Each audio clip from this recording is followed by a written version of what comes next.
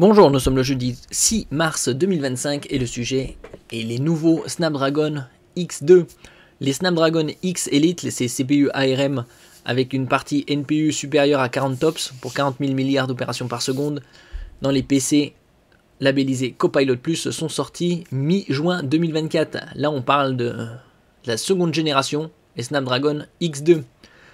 À la fin de l'année dernière, 2024, ils ont parlé également d'une nouvelle série de Snapdragon X, première génération, plus abordable, avec des fréquences moindres pour les PC portables aux alentours de 600-700 $. Ici, c'est la deuxième génération et il y aurait 50% de corps en plus. En ce qui concerne les Snapdragon X Elite, il y en avait 12 et les X Plus, il y en avait 10. Là, on passerait à 18. N'oubliez pas de vous abonner pour plus de news sur le monde de la high-tech ainsi que les bons plans, également sur mon Twitter et en description sous toutes mes vidéos. Vous pouvez les retrouver dans mes playlists. La prochaine génération de Snapdragon X Series augmenterait de 50% son nombre maximal de cœurs CPU. A voir si cette hausse sera répercutée à l'ensemble de la gamme ou limitée aux meilleurs processeurs. Ce sera probablement les meilleurs processeurs qui auront 18 corps et les autres ce sera probablement du 12, peut-être du 14 ou du 16. L'année 2024 a été marquée par le lancement des Snapdragon X Series. La dernière QV des processeurs ARM de Qualcomm a matérialisé les nouvelles ambitions de l'entreprise américaine sur le marché des ordinateurs personnels et fut accessoirement la première lignée de puces à alimenter des ordinateurs Copilot+. Il y a également les CPU de AMD, AMD AI, Ryzen 300. Et donc cela passerait déjà à 18, ce serait énorme. Il faut voir la fréquence également. Probablement une gravure en 2 nanomètres ou 3. Et donc il faudrait également une consommation réduite. De 12 à 18 cœurs, le site allemand WinFuture a partagé de nouvelles données concernant cette seconde génération de Snapdragon X Series, nom de code Project Glamour.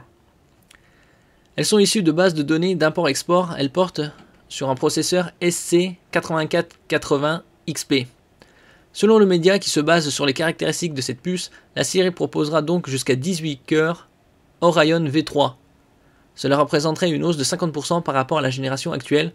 En effet, le vaisseau amiral de Snapdragon X Elite X1E, donc la première génération, 8400, possède 12 cœurs CPU. Son successeur en gagnerait donc 6, sans parler de la nouvelle architecture. Il faudrait voir déjà aussi, pour l'instant c'est des informations sur 18 cœurs, quelle sera la fréquence, la gravure et surtout la consommation. La source évoque également une conception SIP. Elle pense que c'est l'acronyme de System in Package. Concrètement, ce serait une unique puce intégrant de la mémoire vive, comme donc les Intel Core Lunar Lake, qui sont soit en 16, soit en 32 gigaoctets de RAM LPDDR5X à 8558 MHz. Et ça, ce serait pas mal d'avoir des CPU ou SIP avec de la mémoire vive intégrée. Dans quelle proportion? WinFuture fait état de 48 gigaoctets de RAM et d'un SSD de 1 Teraoctet, en tout cas pour le SC8480XP à 18 cœurs CPU. Donc 48 pour la version haut de gamme et 1 Teraoctet de SSD intégré. Bon, est-ce qu'il y aura les autres versions en 32?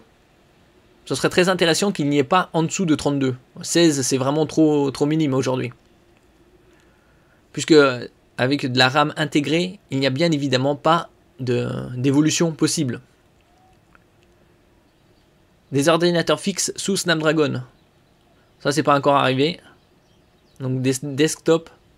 Nos confrères ajoutent que le processeur aurait précédemment été testé avec un système de refroidissement tout en un, notamment constitué d'un ventilateur de 120 mm, une solution justifiée par son TDP dépassant les 80 watts de rigueur pour le Snapdragon X Elite de première génération. La source n'exclut pas des expérimentations au vu de l'élaboration de véritables systèmes desktop, donc PC de bureau.